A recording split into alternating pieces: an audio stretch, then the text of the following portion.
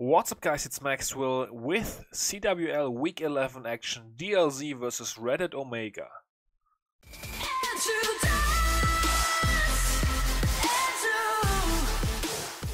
So yeah guys, this is the result, 113-115. We lost to Reddit Omega. This was a great war though, which really didn't deserve a loser, although they were just a little bit better in the end. But yeah, pretty cool stuff. 5 10v10s for us, 6 10v10s for them, and just overall a great war. Gonna get to the details a bit later. First, we're gonna kick things off with only one Town Hall 9 attack today. And before you guys, as the DLZ Town Hall 9s, get mad at me, don't worry, there's gonna be a couple more Town Hall 9 raids in my Clash Versation video this week, so that's gonna be coming out on Wednesday as usual. And I didn't want to make this recap too long. We are only gonna feature 8 attacks, and that is the 5 10v10s, then a couple really awesome hits on the 11s, and yeah, 1 9v9 here by Bobo, who smashed base number 26. And yeah, I'm gonna feature at least 2 more Town Hall 9 attacks in the Clash Versation, maybe even 3. I don't know, we'll see. But there's definitely gonna be something coming. So in case you guys wanna watch a couple Town Hall 9 attacks from this war, they are gonna be in Wednesday's video. Alright, so Bobo has been setting a pretty nice funnel here with his Queen Walk. And on the other side, really easy funnel with the Golem and Wizards there. Jump spell, I was actually looking at this base as well, but he called it just before me. And I kind of would have done a similar attack on this one. And yeah, obviously it did work out, so a good plan to him. As absolutely smashed with his bowlers. The bowlers inside the core, the healers of course also going to the core. They are sticking to the Queen a little bit. It would have been even better maybe if they had switched, but still. Queen taking down the Lava Hound, staying nice and alive, and then he's got a Hound, 14 loons left for the rest of this base. There we go. With the Hound in, the loons in behind. A very easy Lalo. He's got 4 Troll Teslas, and he was actually not on voice chat with us, so we were kind of praying that he would see the Troll Teslas, but he saw all of them, took all of them out. One of those pretty late, he saw 2 of those right away. Third one a bit later, and then the fourth one here at 6 o'clock. That took him a while to notice, but still, awesome job by him. Very nice attack here. 3 Wizzies for cleanup is going to be more than he needs as well. And yeah, there we go. A very good triple. Maybe even the best Town Hall 9 attack that we had inside this war. I'm not sure. I have not watched too many Town Hall 9 attacks. I was actually really busy this weekend and in this war with 3 accounts, guys. So yeah, there was quite a lot of stuff going on. Gonna get into that a bit later as well. But managed to get all my hits through, luckily. Yeah, first of the 10v10s, Niklas 60. Guys, whenever you hear DLZ got 5 10v10s, the first thing you think about is probably Niklas, and he definitely also, of course, once again grabbed a 10v10. Did not disappoint with Hawks, so a very cool attack again. And yeah, massive shout out to him, all the work that he did once again this weekend for the clan. I saw him on Discord for such long hours. He was planning 10v10, 10v11, helped out where he could. So yeah, I could probably make a whole entire video thanking him for what he is currently doing for the clan. But yeah, just awesome to have him around, awesome to have him support so well with the Town Hall 10 game. And I think he even helped out with a couple of dip plans, I'm not quite sure. But yeah, still, he suicides his Queen here in the initial stage of this attack. Valkyrie comes in to help out with the funnel over there at 1 o'clock, because that funnel did not quite work out the way he wanted it to. And then a Rage Spell, Warbreakers, no jump. This was actually previously attempted with a jump spell. And then Lalo, he just decided to not bring a jump spell, just have the bowlers go crazy inside the Rage Spell, and then hawk the rest of the space. So there we go. Queen is dead, got some value out of it, dropped the poison spell down. And then he starts with his level 7 Hawks into this Inferno Tower here right away. Couple Inferno Beams being tanked by the King and Bowlers. That's definitely nice for his Hawks. Heal spell, of course, right after.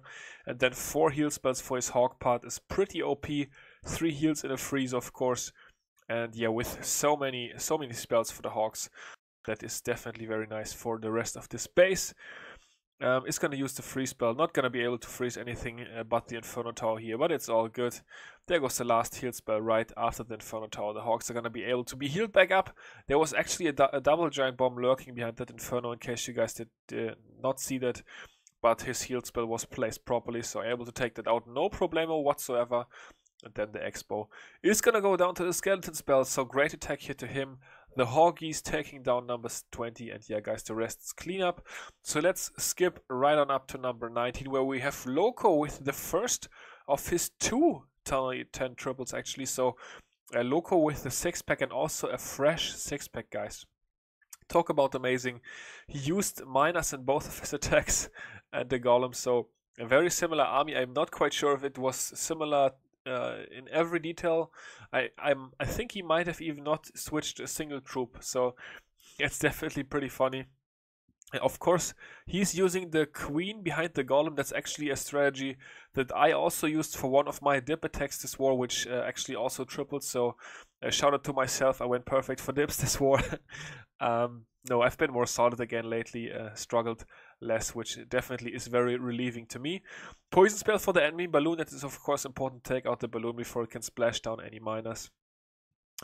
And yeah, Loco with that golem, they're providing some extra shielding, able to grab this entire side of the base here with his heroes, couple Wizzy Towers, and they're obviously negating some splash from the miners. So it's a good thing. 2 heal spells left for the miners. And even though there's an Inferno Tower, guys, the miners can be healed up. Probably actually even placed that heal a bit too far in front or a bit too early. Maybe could have waited on that a bit longer.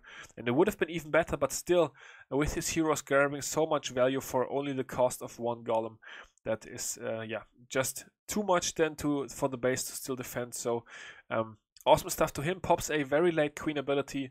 He might have been debating if he was even supposed to pop it because the Lava Hound was pretty close, but he decided to use it, and in the end that was a good choice, and he was able to wrap up this very nice 3-star here on number 19. So great job, Loco. Wow, the lava pups actually proved a bit pesky late here.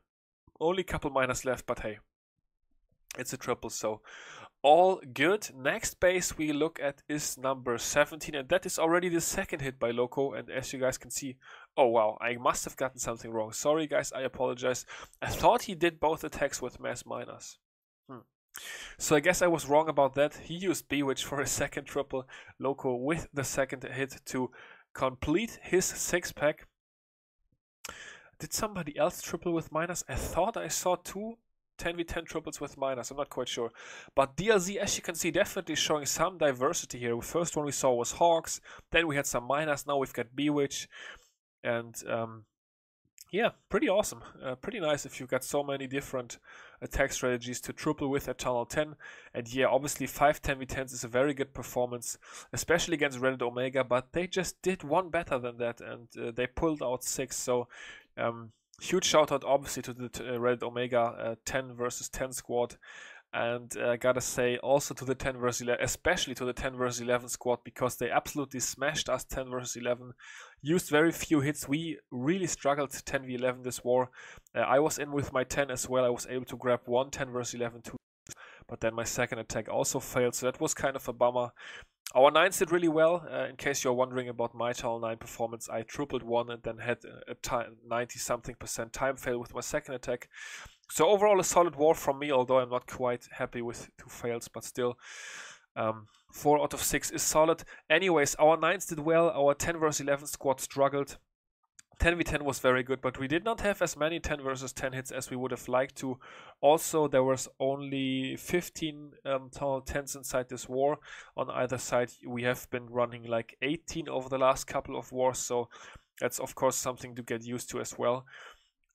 With a couple less Tunnel 10s, yeah, 10v11 becomes even more important, and Red Omega definitely showed that. And also shout out to their base building team, really. I mean, at Town Hall 11, they had some of the most ugly and pesky bases I have had to hit so far. Yeah, awesome base building job by Reddit Omega. That was really, really tough to hit their 11 bases. I mean, eventually we got them all out of the way, but yeah, it was a struggle. It was a struggle for sure.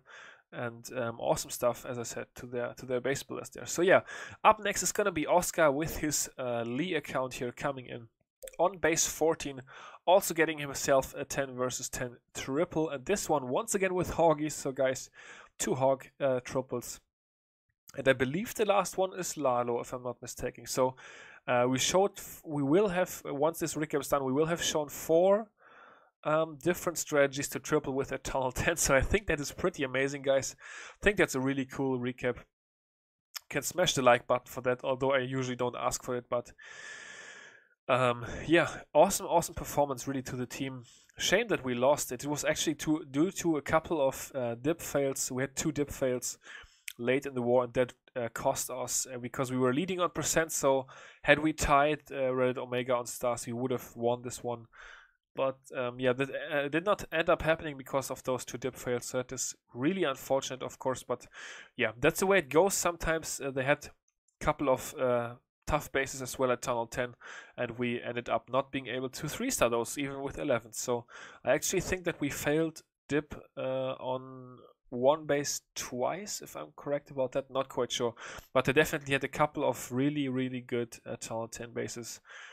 And yeah, so I guess I'm probably almost done now shouting out their entire clan, but the 10 base builders also deserve one for this one. So yeah, I've been very complimentary today, but you guys all know Reddit Omega, one of the very old clans in the war scene, always been around and always good sports, so always fun to war them. Even more fun, of course, if you beat them, although we don't know how that feels right now, but still, it's all good. We are still in the playoffs, and going into this war, we already knew, of course, that our playoff spot was not going to depend on this war, so that's sort of always in the back of the head. Still, of course, we wanted to win really bad and beat these guys, but yeah, that did not end up working out. And meanwhile, you guys were able to watch a very nice Hawk triple here by Oscar, so shout out to him.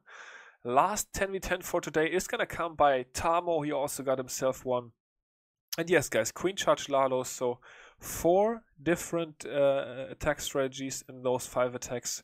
We've had Hawks twice, minus once, Queen Charge Lalo, and then also, of course, gotta throw a Bewitch triple in there. So yeah, let's see how Tamo did this one. I think this was a plan by Fabi.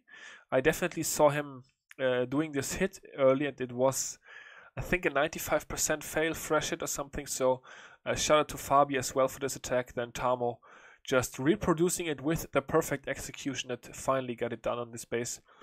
And yeah, a nice baby dragon, by the way. Baby dragon luring out the wizard and the archer, negating some of the damage that the queen is of course going to be taking whenever you queen charge against Tunnel 10 bases nowadays. You are going to engage the lava hound sooner or later, so that almost a warbreak fail here though. Unfortunate on those first couple of warbreakers, but luckily he had enough left still. Yeah, the lava hound is going to come out, and by that wizard coming out earlier due to the baby dragon, that took some damage away, because otherwise, of course, the wizard would be shooting at queen once she takes on the lava hound. So pretty nice that that did not end up happening. Went in with his last 4 warbreakers. The first one got killed by the cannon, but then king tanks the cannon, so places those warbreakers with a bit of patience. His queen takes out enemy queen before she latches into the lava hound, so that was really good. As you can see, this wall is open. Puts down a wizard to support, taking out that lava hound there. So yeah, there we go. Lava hound is gonna get smashed. King has been doing his job. He's gonna die off over there, but that's of course okay. He's been setting the funnel. Queen doing work, and in he is with the Lalo. The hound is under control, so it's all good. Very good timing here as well on the hound. Loon portion that was really nicely done has 3 haste spells as well as 2 rage spells left. It's going to be using one of the rage spells on queen, I think. I'm not sure actually. I think he did use it on queen. Yeah, he got the Inferno Tower out of the base here without having to use a rage spell or ability. No, he used both rages on the Lalo. So rip Maxwell again on the on remembering what happened, because I did watch this attack live actually. But yeah, that's the way it goes sometimes. He was able to smack down the rest of the space. So awesome job to him. And yeah, that is base number 13 gone. So rip Red Cloud's base. And then guys, a couple of amazing 10v11 hits. As you can see, I was able to grab some decent percent here, but there was a couple attacks that were even better than that. So Aqui, aka Mario, coming in so late and getting this base out of the way here. with an awesome queen charge, guys. You gotta take a look at this queen charge. He charged 180 degrees around the base. So first you saw some loons there, then we've got some minions taking out trash buildings. We're gonna have those work, ×4 speed, boom, there we go. Okay, so those are gone. In comes the queen. And the queen is going to walk the right way. We were a little bit afraid of this queen maybe stepping into the wrong direction, but she did end up not doing that. Only placed one healer to get a little bit better angle on those remaining healers there, and that worked out nicely for him as well. Queen, as you can see, going into the correct direction here. Took out the elixir storage. Then he was sort of worried about the range of the second archer tower that is on the middle of that gold mine. He placed his tank giant a bit too early. You guys will see the giant coming in any second now. After that gold mine, I believe. So yeah, there goes the giant.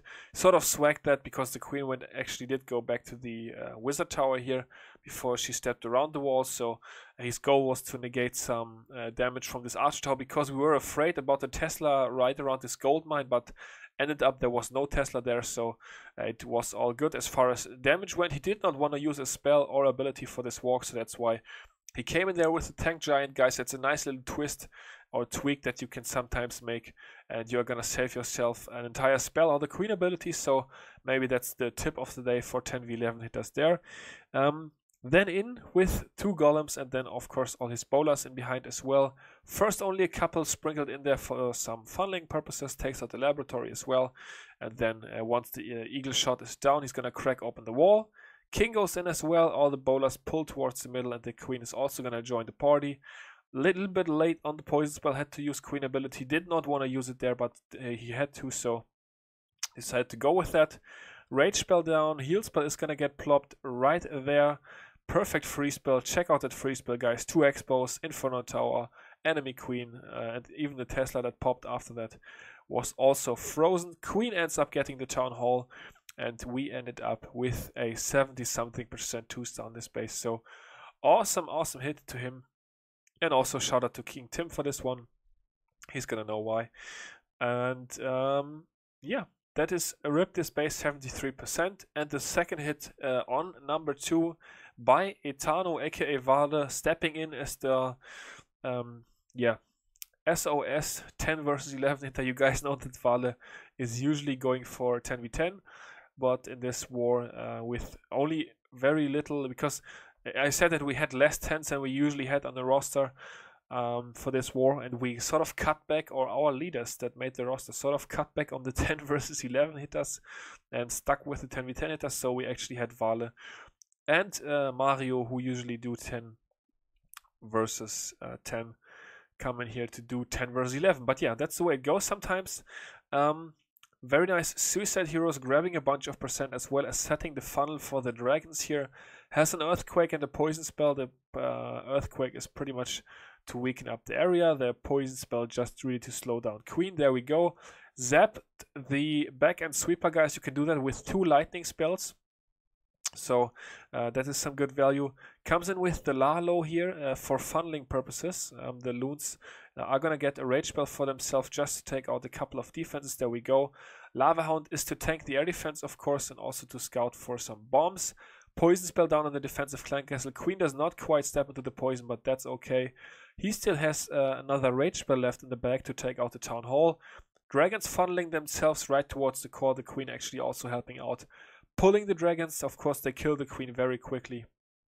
And from that point in time, it is a nice 2-star for him, and he's actually going to end up with 66% on this one. So, yeah, those 3 10v11 hits, this one, the Equi one, and then also mine, ended up giving us that awesome percentage advantage, which we were unfortunately not able to use because we lost on stars. But yeah, there you go. So guys, we cleared the 11s, of course, and then we had 2 10s left on the board, number 12 and 18.